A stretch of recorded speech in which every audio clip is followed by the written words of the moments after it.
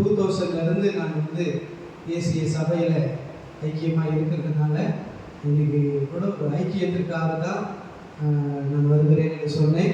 ஆனால் அவர்கள் கொஞ்ச நேரம் வசனத்தை அறிவிக்கும்படி சொன்னதுனால சுருக்கமாக சில வசனங்களை தியானிக்கலாம். நான் பைக் கொண்டு வந்து வெளியில் நிறுத்தும் பொழுது பாஸ்டம்மா ஆறாவது பாட்டு நடத்திட்டு இருந்தாங்க. அப்போ அவங்க சொன்ன ஒரு வசனம் காதில் கேட்டுச்சு கீழே இருக்கும்போது அந்த வசனத்தை தான் ஒரு செய்தியாக சுருக்கமாக தியானிக்க போகிறோம். நான் மாடியில் ஏறும் பொழுதே அந்த வசனத்தை ஆண்டவர் உணர்த்துறேன். இந்த வசனத்தை நீ பேசு, இந்த வசனத்தின் அடிப்படையில் ஒரு சில காரியங்களை தெரியப்படுத்து என்பதாக. அதனால் வாசிக்க கேட்போம். 138ஆம் சங்கீதம் அதனுடைய 8வது வசனத்தை ஒருவர் வாசிக்க கேட்போம். கர்த்தர் எனக்காக யாவையும் செய்து முடிப்பார். கர்த்தாவே உமது கிருபை என்றும் உள்ளது. உமது கரத்தின் கிரியைகளை நெகிழவிடாதிருப்பீராக. சங்கீதக்காரனாகிய தாவீது ஆண்டவரை நோக்கி ஜெபம் பண்ணும் பொழுது சொல்லுகிற ஒரு வார்த்தை. சங்கீதங்களை நாம் படிக்கும் பொழுது 3 விதமான காரியங்களை நாம் பார்க்க முடியும். ஒன்று, சங்கீதக்காரர்கள் தேவனை பார்த்து பேசுகின்ற விதத்தில் எழுதப்பட்ட சங்கீதம் இருக்கு. 2வது, மனிதர்களை பார்த்து எழுதுகின்ற விதத்தில் எழுதப்பட்ட சங்கீதம் இருக்கு. 3வது, தனக்கு தானே விசுவாசத்தோடு ஒரு விசுவாச அறிக்கையாக எழுதப்பட்ட சங்கீதங்கள் இருக்கு. எத்தனை பேர் புரிஞ்சிருச்சு 3 வார்த்தை? ஒன்று தேவனை பார்த்து பேசுகின்ற விதத்தில் எழுதப்பட்ட சங்கீதம், ஜெபம் பண்ணுகின்ற விதத்தில். 2வது, மற்றவர்களை பார்த்து பேசுகின்ற விதத்தில் எழுதப்பட்ட வார்த்தைகள் இருக்கு. 3வது, தனக்கு தானே சொல்லப்படுகின்ற அல்லது சொல்லுகின்ற விதத்தில் எழுதப்பட்டு தன்னுடைய விசுவாசத்திற்காக சொல்லப்பட்ட சங்கீதங்கள் இருக்கு. ஆனால் இப்பொழுது வாசித்த இந்த வசனத்துல சங்கீதக்காரன் தேவனை பார்த்து ஜெபம் பண்ணும் பொழுது சொல்லுகிற ஒரு வார்த்தையாகவும், அதோடு கூட தனக்குத்தானே தன்னுடைய இருதயத்திற்கு சொல்லுகிற ஒரு வார்த்தை. கர்த்தர் எனக்காக யாவையும் செய்து முடிப்பார். ஒரு விசுவாசத்தோடு அறிக்கையிட்டு அடுத்து சொல்றாரு, கர்த்தாவே உமது கிருபை என்றும் உள்ளது, உமது கரத்தின் கிரியைகளை விடாதிருப்பீராக. அவருடைய விசுவாசம் என்ன? அவருடைய நம்பிக்கை என்ன? கர்த்தர் எனக்காக யாவையும் செய்வார், செய்து முடிப்பார். எல்லாரும் ஒரு ஆமென் சொல்லுங்க. இன்னைக்கு ஆண்டவருடைய ஆலயத்தில் வந்திருக்கிற தேவனுடைய பிள்ளைகளாகிய உங்களை குறித்து என்னை குறித்து ஆண்டவருடைய விருப்பம், நாம் ஆண்டவரிடத்துல வைக்க வேண்டிய ஒரு நம்பிக்கை விசுவாசம் என்னவென்றால், கர்த்தர் எனக்காக யாவையும் செய்து முடிப்பார். அல்லேலூயா. எனக்காக யாவையும் செய்வார். எத்தனை பேர் நம்புறீங்க? அல்லேலூயா. செய்வது மாத்திரமல்ல, இன்னொரு வார்த்தை பயன்படுத்துகிறார், செய்து முடிப்பார். இன்னைக்கு ஆண்டவருடைய வசனத்தை பேசுகிற உங்களுக்கு ஆண்டவரை குறித்து நான் சொல்லுகிற காரியம், நாம் ஆராதிக்கிற நம்முடைய தேவன் நமக்காக எல்லாவற்றையும் செய்கின்ற தேவன், செய்து முடிக்கின்ற தேவன். இன்னும் கூட இந்த வார்த்தையை சுருக்கணும்னா, எனக்காக யாவையும் செய்கின்ற தேவன். எல்லாரும் சொல்லுங்க. எப்படிப்பட்ட தேவன்? செய்கின்ற தேவன். நம்முடைய ஆண்டவரை குறித்து நாம் அறிந்து வைத்திருக்கிற காரியம், அவர் பேசுகின்ற தேவன். அவர் பேசுகின்ற தேவன். ஆனா இன்னைக்கு நான் சொல்றேன், நம்முடைய தேவன் பேசுகின்ற தேவன் மாத்திரம் அல்ல, பலப்படுத்துகின்ற தேவன் மாத்திரம் அல்ல, ஆறுதல்படுத்துகின்ற தேவன் மாத்திரம் அல்ல, உற்சாகப்படுத்துகின்ற தேவன் மாத்திரம் அல்ல, ஆசீர்வதிக்கின்ற தேவன் மாத்திரம் அல்ல. இந்த வசனத்தின் படித்து சொல்லுகிறேன், நமக்காக யாவையும் செய்கின்ற தேவன். அல்லேலூயா. மனிதர்களை குறித்து நாம் அறிந்து வைத்திருக்கிற ஒரு காரியம், மனிதர்கள் அதிகமா என்ன பண்ணுவாங்க? பேசுவாங்க. சில நேரங்கள் நம்ம சொல்லுவோம், அவங்க என்ன பண்ணுவாங்க? பேசதான் செய்வாங்க, ஆனா என்ன பண்ண மாட்டாங்க? செய்ய மாட்டாங்க மனிதர்களை குறித்து. ஆனா ஆண்டவரை குறித்து இன்றைக்கு நாம் அறிந்து கொள்ளக்கூடிய ஒரு காரியம், கர்த்தர் எனக்காக 1 2 அல்ல, யாவையும் செய்து முடிப்பார். எத்தனை பேர் சந்தோஷமா இருக்கீங்க? இயேசுவின் நாமத்தில் கர்த்தருடைய வசனத்தை உங்களுக்கு நான் தீர்க்க தரிசனமாவே சொல்றேன். நீங்க தேவனுடைய பிள்ளையாய் இருப்பது உண்மையானால், நீங்க தேவனுடைய ஜனங்களாய் இருப்பது உண்மையானால், நீங்க தேவனுடைய ஆலயத்துல வந்து தேவனை ஆராதிக்கிறதுனால, ஆண்டவரை மகிமைப்படுத்துகிறதுனால, அவருடைய சமூகத்துல நீங்க இருக்கிறதுனால உங்களுக்காக ஆண்டவர் எல்லாவற்றையும் செய்து முடிப்பார். அல்லேலூயா, அல்லேலூயா. அவர் சொல்லியும் செய்யாதிருப்பாரோ, அவர் வசனித்தும் நிறைவேற்றாதிருப்பாரோ. அந்த வசனத்தை நாம் அறிந்து கொள்ளுகிற காரியம் அவர் சொல்லுகிற தேவன் மாத்திரமல்ல, அவர் செய்கின்ற தேவன். பக்கத்தில் இருக்கிற பார்த்து சொல்லுங்க, நம்முடைய ஆண்டவர் சொல்லுகின்ற தேவன் மாத்திரமல்ல, செய்கின்ற தேவன். சொல்லுங்க. அநேக நேரங்கள் ஆண்டவர் சொல்லுகிறார், பேசுகிறார். வேதனையோடு, துக்கத்தோடு, கலக்கத்தோடு, கவலையோடு, அழுகையோடு ஆண்டவர் சன்னிதானத்தில் வரும்பொழுது ஆண்டவர் அநேக நேரங்கள் என்ன பண்றாரு? பேசுறார். ஆறுதலான வார்த்தையை பேசுறார் இல்லைங்களா? தைரியப்படுத்துகிற வார்த்தைகளை பேசுறார், உற்சாகப்படுத்துகிற வார்த்தைகளை பேசுறார். செய்தி முடிந்த பிறகு நீ வந்து ஐயாவுக்கு அநேக முறை சொல்லியிருப்பீங்க, ஆண்டவர் என் கூட பேசினாரு, கவலையோடு வாங்க, துக்கத்தோடு வாங்க, வேதனையோடு வாங்க, ஆண்டவர் பேசின வார்த்தை எனக்கு ஆறுதலா இருந்தது, பலனா இருந்தது, தைரியமா இருந்தது, உற்சாகமா இருந்தது. நல்லதுதான். ஆனா இன்னைக்கு இன்னொரு செய்தி நான் சொல்றேன். ஆண்டவர் பேசுகிற தேவன் மாத்திரமல்ல, அடுத்த கட்டம் பேசினதை சொன்னதை செய்கிற தேவன், செய்து முடிக்கிற தேவன். எல்லாரும் சந்தோஷமா இருக்கீங்கன்னு நினைக்கிறேன். அல்லேலூயா. சரி, ஆண்டவர் என்னென்ன காரியங்களை செய்கிறார்? 3 வசனத்தை ஆண்டவர் ஞாபகப்படுத்தினாரு, அதை சொல்லி நான் உட்கார்ந்துறேன். என்னென்ன காரியங்களை ஆண்டவர் நமக்கு செய்ய விரும்புகிறார்? முதலாவதாக வாசிக்க கேட்போம். யாத்திராகமத்தின் புத்தகம் 14ஆம் அதிகாரம் அதனுடைய 21வது வசனத்தை ஒருவர் வாசிக்க கேட்போம். 14:21. நீட்டினான், ராமுழுவதும் கீழ்காற்றினாலே போதுவிடுங்க, சமுத்திரம் ஒதுங்கும்படி செய்தார். எல்லாரும் சொல்லுங்க பார்க்கலாம். சமுத்திரம் ஒதுங்கும்படி செய்தார். இஸ்ரவேல் ஜனங்களுக்காக தேவன் செய்த மிக முக்கியமான ஒரு செய்கை. என்ன செய்கை?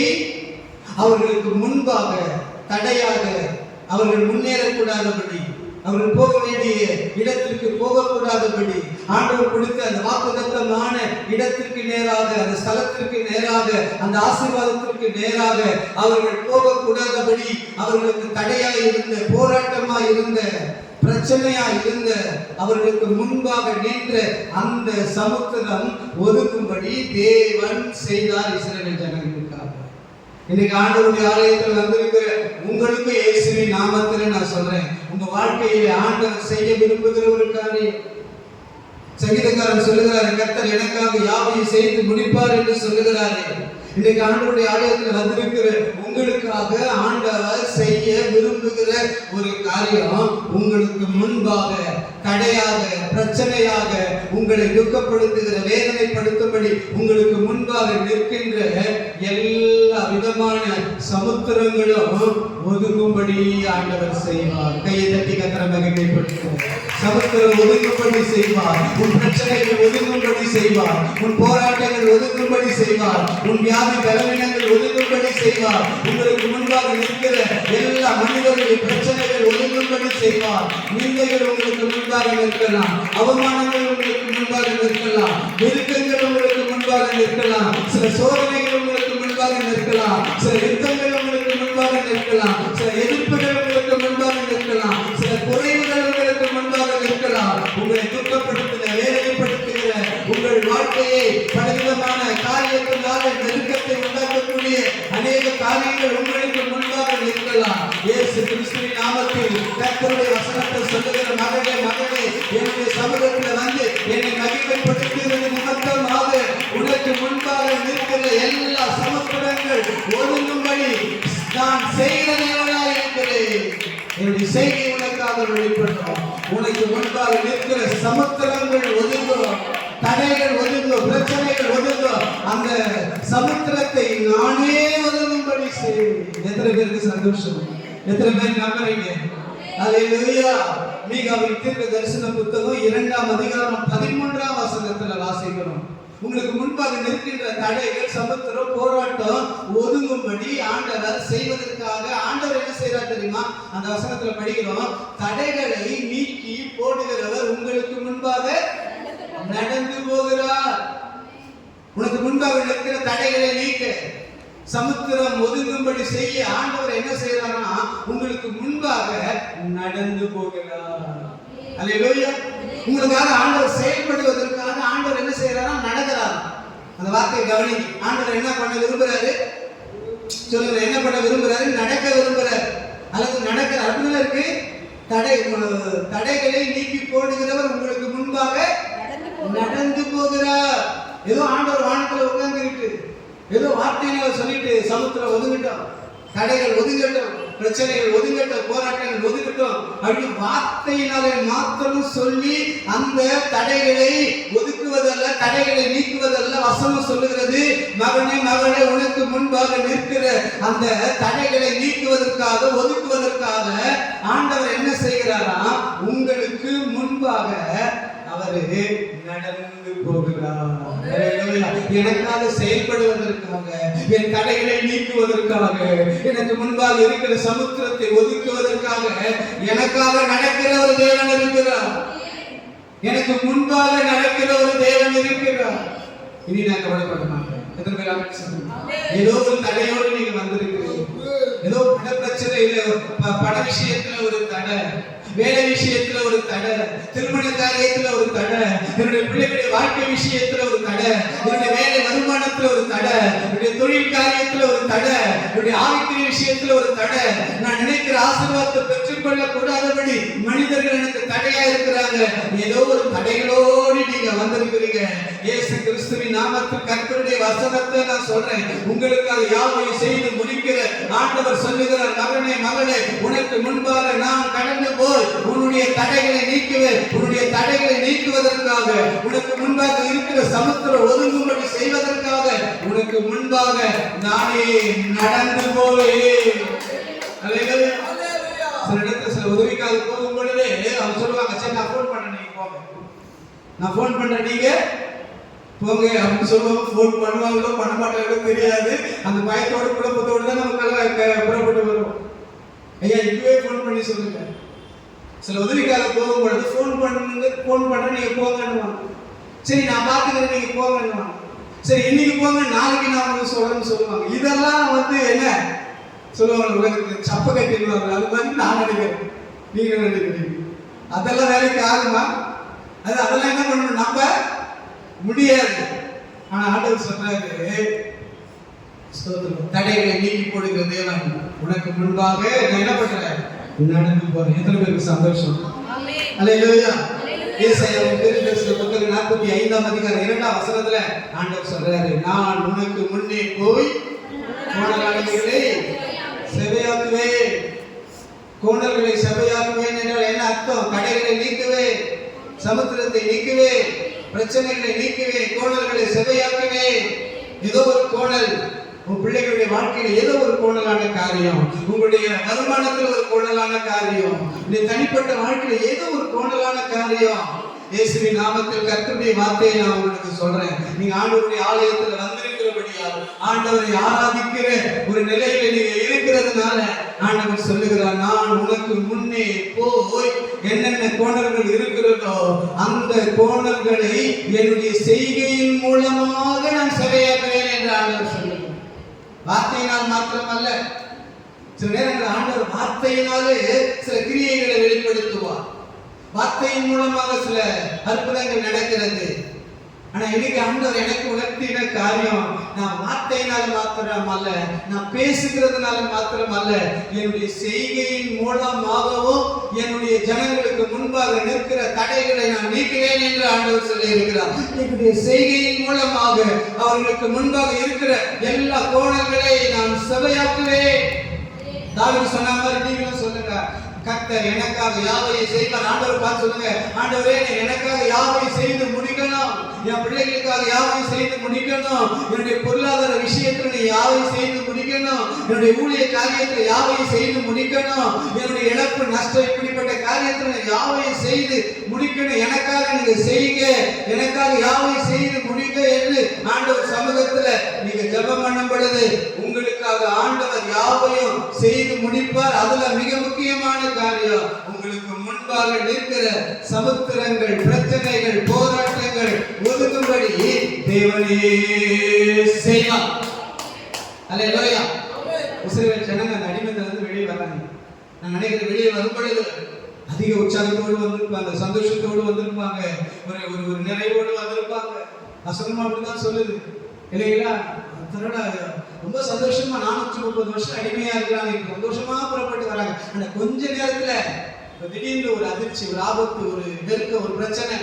திரும்பி பாக்குறாங்க, இப்ப எதிரிகள் துரத்திக்கிட்டு வராங்க.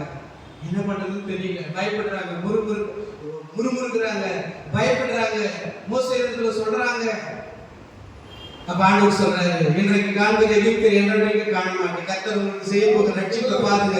என்ன ரட்சிப்பு ஆண்டவர் உங்களுக்கு செஞ்சாருன்னா சமுத்திரம் ஒதுங்கும்படி செய்ய வசனம் தெளிவா எழுதப்பட்டிருக்கு. அந்த பலத்தை அந்த கீழ் காற்றினாலே சமுத்திரம் ஒதுங்கும்படி தேவன் செய்தார். நான் விசுவாசிக்கிறேன், எனக்கு ஆண்டவருடைய ஆலயத்தில் வந்திருக்கிற ஒவ்வொருவருக்கும் ஆண்டவர் செய்ய போகிறார்.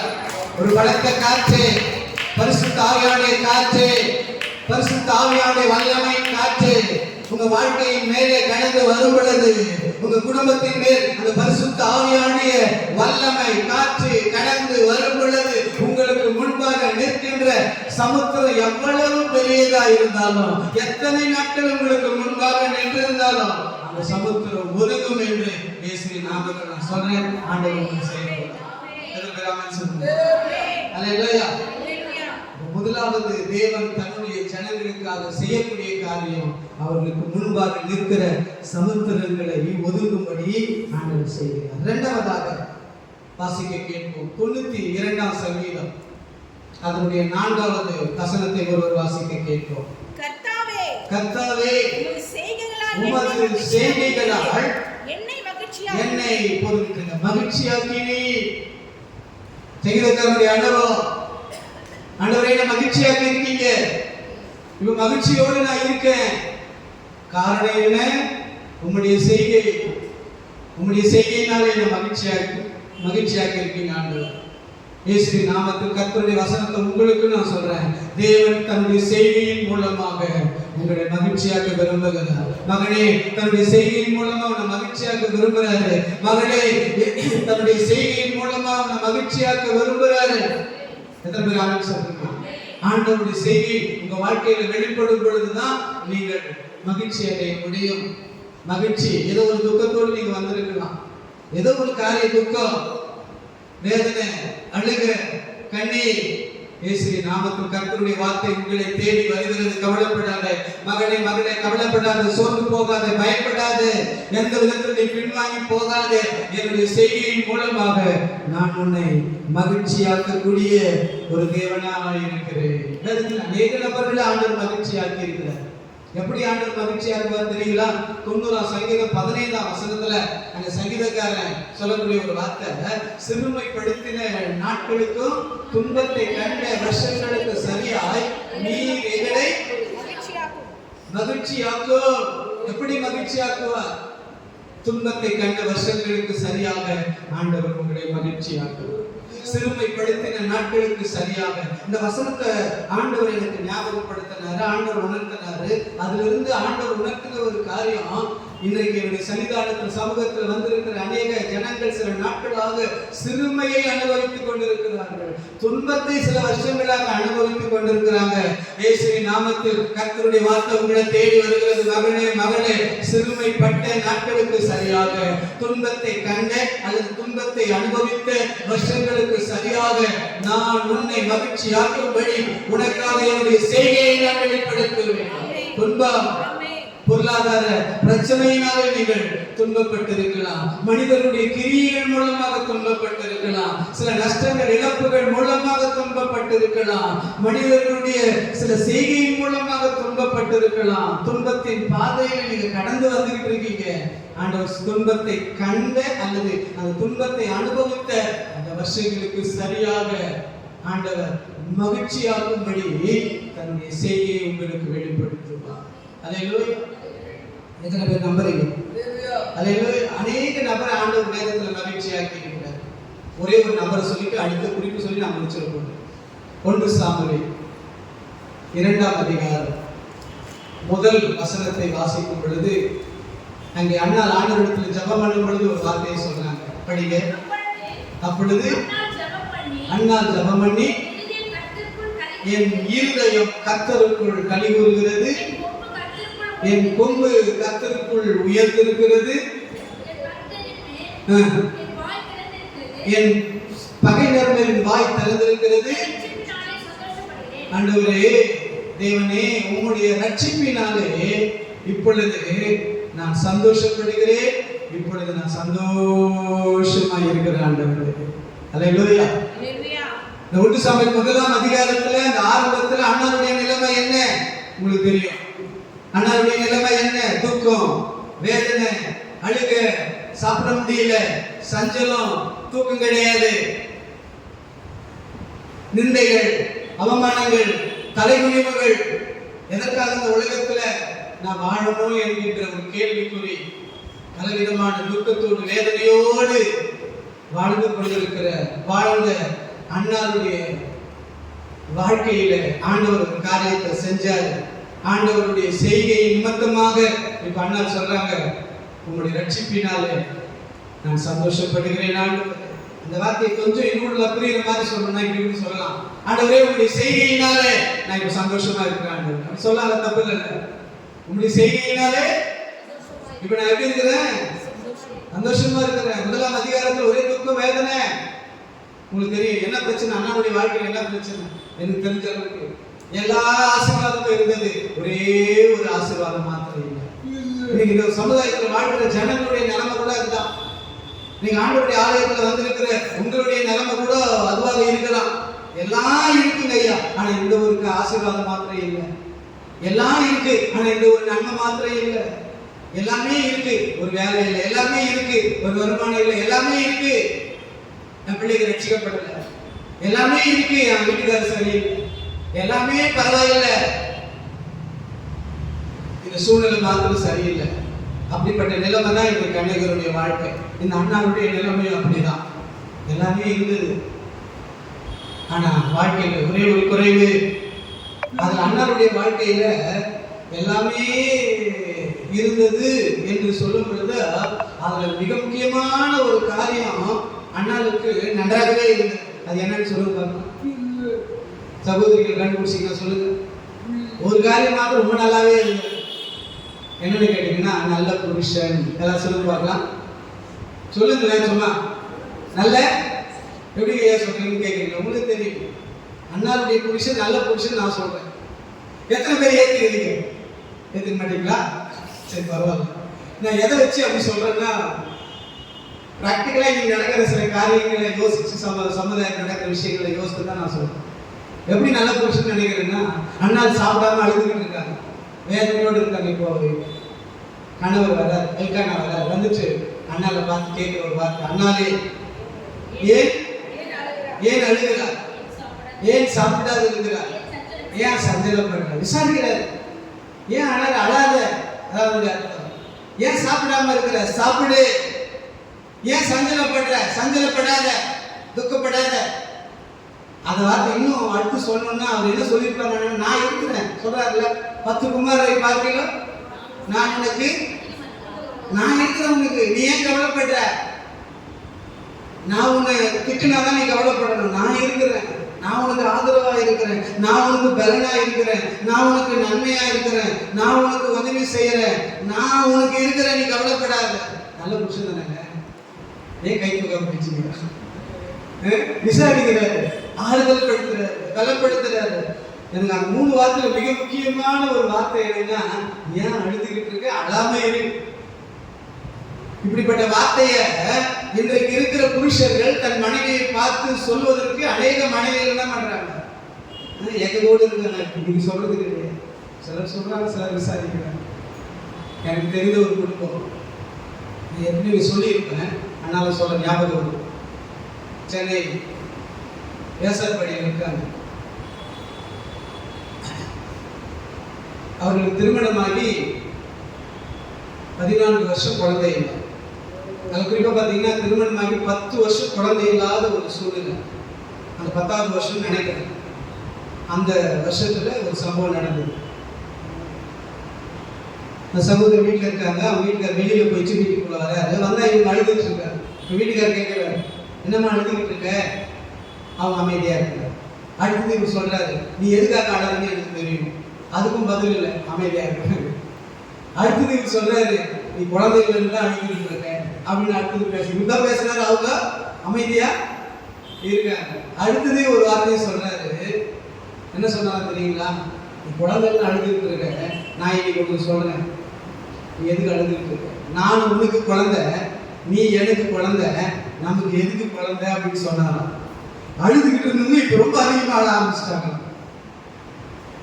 என்கிட்ட அவங்க சொல்லும்போது ஒரு முறை அந்த சம்பவம் நடந்த பிறகு சொன்னாங்க, ஐயா ஆண்டவர் எனக்கு என் சந்தோஷத்துக்காக குழந்தை கொடுக்குறதே இல்லையோ, எங்க வீட்டுக்காரர் சொன்ன இந்த வார்த்தைக்காக மாத்திரம் ஆண்டவர் என்ன பண்ணணும், குழந்தைய கொடுக்கணும், எங்களுக்காக ஜெபம் பண்ணணும் அப்படின்னு சொன்னாங்க.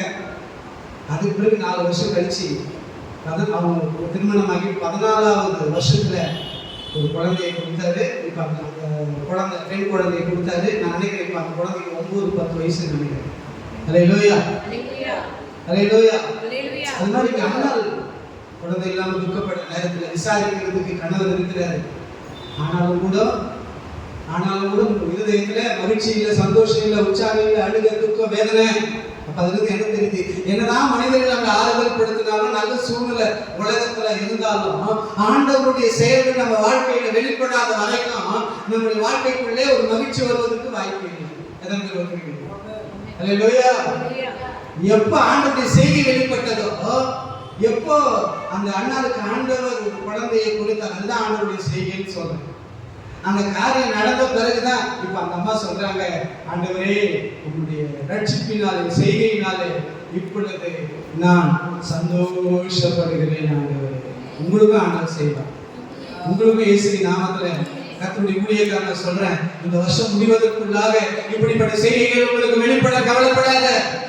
ஏதோ ஒரு ஆசீர்வாதம் இல்லை, நீங்க அழுதுகிட்டு இருக்கீங்க, துக்கமா இருக்கு, சாப்பிடாத நிலைமை, கவலைப்படாது. ஆண்டவருடைய செய்தி வெளிப்படும். அண்ணால் சொன்னது போல நீங்கள் ஆண்டவரை பார்த்து, ஆண்டவரே உங்களுடைய செய்தியை நான் சந்தோஷப்படுறேன் என்று சொல்லுகின்ற தேவனுடைய செய்தி, தேவனுடைய கிரியை உங்களுடைய வாழ்க்கையில் வெளிப்படும். எல்லாரும் ஒரு ஆமென் சொல்லுங்க வார்த்தைகள். அல்லேலூயா. கடைசியாக ஆண்டவருடைய செய்தி எதற்காக? யாக்கோபின் நிருபம் 5ஆம் அதிகாரம் 11வது வசனத்தை ஒருவர் வாசிக்க கேட்போம். 5:11. யாக்கோபின் நிருபம் 5ஆம் அதிகாரம் 11ஆம் வசனம். எண்ணுகிறோமே, யோபுவின் பொறுமையை குறித்து கேள்விப்பட்டிருக்கிறீர்களே. பொறுமையாப்பட்டு கர்த்தருடைய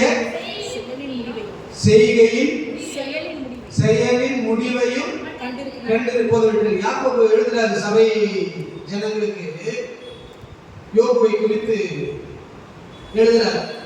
பொறுமையை குறித்து, யோபுடைய பொறுமையை குறித்து எழுதிட்டு அவர் சொல்றாரு, யோபு பொறுமையா இருந்தார். அப்படி பொறுமையா இருந்ததுனால கர்த்தருடைய செயலின் முடிவையும் நீங்கள் கண்டிருக்கிறீர்களே. கர்த்தருடைய செயலை கொஞ்சம் பாருங்க. யோபுடைய வாழ்க்கையில கர்த்தர் என்ன செய்தார் என்பதை கொஞ்சம் கவனிச்சு பாருங்க. என்ன செஞ்சார்? யோபுடைய வாழ்க்கையில கர்த்தருடைய செய்கை என்ன? யோபுவின் புத்தகம் 42ஆம் அதிகாரம் 10ஆம் வசனத்தை வாசிக்கும் பொழுது, யோபு தன் சிநேகிதனுக்காக வேண்டுதல் செய்தார். கர்த்தர் அவனுடைய சிறையிருப்பை மாற்றினார். முன்னிருந்த எல்லாவற்றை பார்க்கிலும் இரட்டத்தனையாய் கர்த்தர் அவனுக்கு தந்தருளினார். 2 காரியம் ஆண்டவருடைய செய்கை. நிறைய செய்கை, அல்ல மிக முக்கியமான செய்கை. அங்க யாக்கோபு கர்த்தருடைய செய்கையை குறித்து, யோபு வாழ்க்கையில நடந்த செய்கையை குறித்து அவர் எழுதுகிறார். என்ன செய்கை? யோபினுடைய சிறையிருப்பை ஆண்டவர் மாற்றுகிறார். அவன் இழந்து போன எல்லா ஆசீர்வாதங்களை 2 மடங்கு திரும்ப அவனுக்கு கொடுக்கிறார்.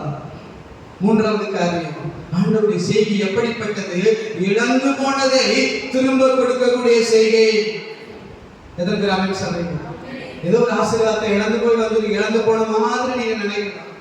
வேலையை இழந்திருக்கலாம், உயர்வை இழந்திருக்கலாம், அதிகாரத்தை இழந்திருக்கலாம், வேலையை இழந்திருக்கலாம், ஆவிக்குரிய வல்லமை வரங்களை, இப்படி அநேக காரியங்களை இழந்து போன ஒரு நிலைமை வந்திருக்கலாம். அந்த இழப்பு ஒரு துக்கமா இருக்கலாம். அந்த இழப்பு உங்களுடைய இருதயத்தில் ஒரு வேதனையை உண்டாக்கலாம். உங்களுடைய வாழ்க்கையில் இழந்து போன ஏதோ ஒரு ஆசீர்வாதத்தினால ஒரு மன கவலையோடு இன்றைக்கு ஆண்டவர் சன்னிதானத்துல வந்திருக்கலாம். ஆண்டவருடைய செய்கை எப்படிப்பட்டது தெரியுமா? இழந்து போன ஆசீர்வாதங்களை திரும்ப கொடுக்கக்கூடியதா இருக்கிறது. யோபினுடைய வாழ்க்கையில் ஆண்டவருடைய செய்கை செயல் வெளிப்பட்டது. அந்த செய்கையின் மூலமாக அவனுடைய சிறையிருப்பையும் ஆண்டவர் மாற்றினார். அவன் இழந்து போன எல்லா விதமான ஆசீர்வாதங்களை மாத்திரமல்ல, ஆண்டவர் 2 மடங்காக அந்த ஆசீர்வாதங்களை கொடுத்தார்.